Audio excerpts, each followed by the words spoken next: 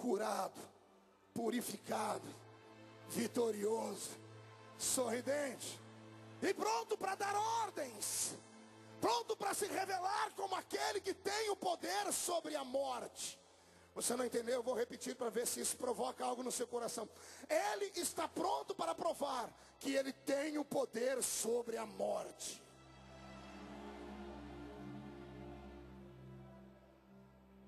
Eu não sei como ele começa o sermão. Sinceramente não sei como é que ele começa a reunião.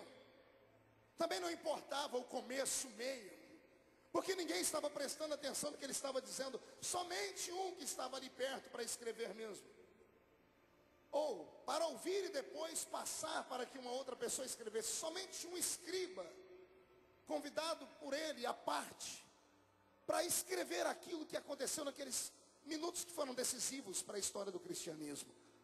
Os demais, os pescadores, os cobradores de impostos, as prostitutas, os ex-cegos, os ex-defuntos que ele havia ressuscitado, aqueles que estavam ali, simplesmente estavam absorvidos por algo divino. Ele está vivo, e isto é fato. Ele está falando de coisas de cima. Ele revela coisas eternas. O diálogo é tão lindo que por um momento ele, sendo Deus, ele para o diálogo divino e abre uma oportunidade de diálogo. Ele abre uma oportunidade para que os homens que foram convidados por ele para aquela reunião perguntem a ele o que quisessem acerca do céu, acerca da eternidade, acerca da glória futura. Mas eles estão tão tensos, eles estão tão possuídos de um temor, que ninguém consegue perguntar nada do céu. Na verdade, a pergunta deles é tão idiota.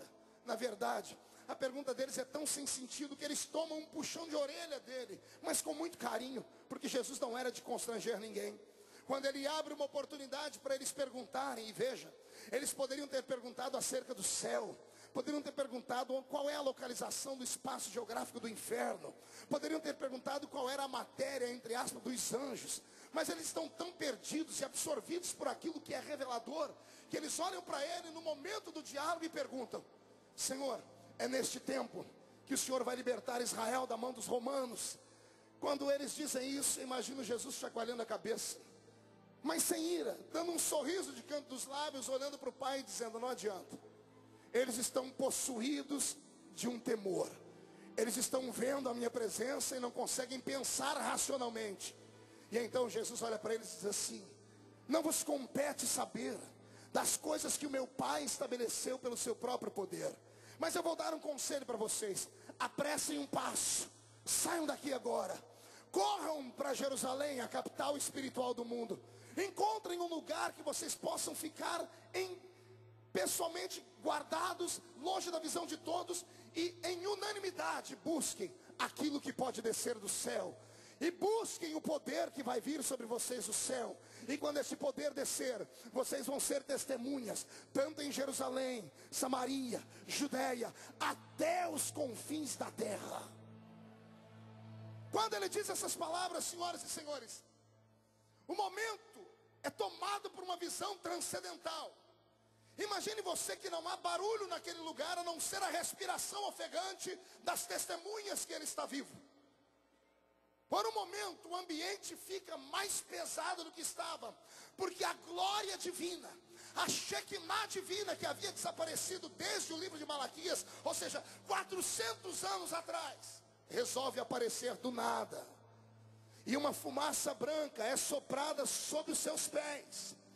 E quando esta fumaça envolve os pés de Jesus Cristo, ele começa a flutuar. E a nuvem que vem agora, ela não veio de cima para baixo, ela aparece do nada. Ela começa a sondar os seus pés e começa a elevar o corpo do mestre. Ele começa a flutuar. Na medida que ele vai flutuando, os que estão aqui embaixo estão fixos olhando nele. Eles não acreditam no que estão vendo. É a primeira vez para alguns, não para todos, mas é a primeira vez para a maioria, de que eles veem um homem flutuar sem ter asas.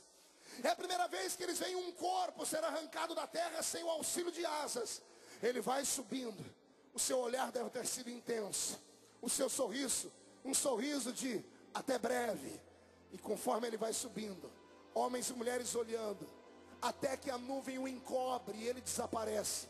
E eles continuam olhando. 2 anjos que vieram para escoltá-lo, aqueles mesmos que apareceram na tumba, dizendo às mulheres: porque procurais entre os mortos aquele que vive?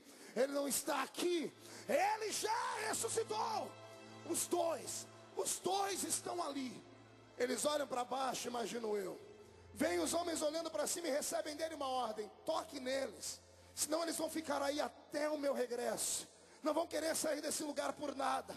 Os anjos descem, vão nos ombros dos homens, tocam neles, chama a atenção daqueles que ali estavam. E os anjos bradam dizendo: varões galileus, porque estáis olhando esse que foi. Não sintam muita saudade, porque do jeito que ele foi, qualquer dia desse, ele vai voltar. Qualquer dia desse, ele vai. Não, fale um pouquinho mais alto. Qualquer dia desse, ele vai. Acotovele o sermão, diga: você crê nessa esperança? Você tem essa esperança? O que eu vou pregar nesta manhã é algo muito sensível. Não é para qualquer um. É só para pessoas que estão cansadas de coisas da terra. É só para pessoas que querem ter um encontro com aquilo que é divino. Existem revelações na palavra que Deus dá de tempos em tempos. E o que eu vou falar agora é algo muito profundo.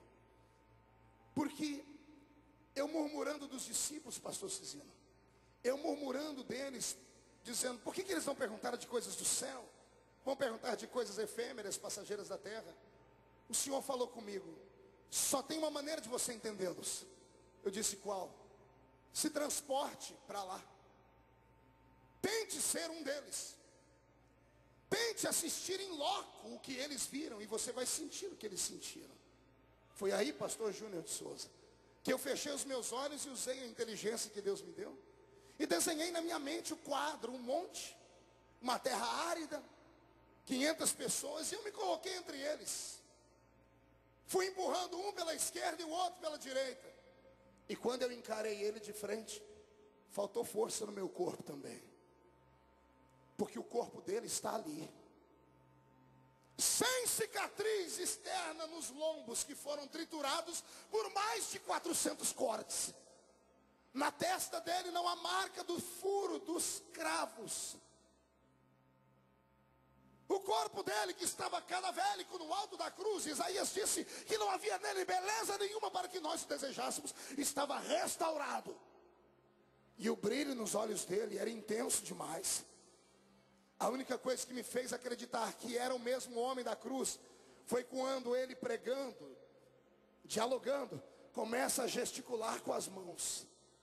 E eu fui obrigado a olhar para as mãos dele, porque conforme ele fazia assim com as mãos, o sol por detrás fazia aparecer o seu brilho através de um buraco nas mãos dele. E todo mundo olhava, era para as mãos dele, e todo mundo dizia: é ele. Só ele tem cicatrizes nas mãos. Então eu olhei para os pés e vi os pés furados também. E faltou no meu corpo força. E eu tive que dizer: não é outro, é o Cristo que morreu há 43 dias atrás, mas que agora está ressuscitado. Eu quero que você memorize essa palavra comigo: ressuscitado. Não ouviu? Olhe para o sermão e diga: Jesus levou para o céu um corpo ressuscitado. Faz assim com o dedo. Diga para ele: não foi um corpo glorificado. Foi um corpo, não era um corpo. Isso é importante. Ele levou para o céu um corpo ressuscitado. Não levou para o céu um corpo glorificado. Quando ele sai da tumba, lembra de Maria no meio do jardim? Quando ela viu ele de longe, pensou que ele era o jardineiro. E ela grita: hortelão, horteleiro, onde puseste o corpo do meu mestre? E quando Jesus se vira para ela e diz: Maria, ela grita: Raboni, és tu. E ela parte para dar um abraço em Jesus. Quando ela vai se aproximando, Jesus se afasta e grita: não me toques. Não toques.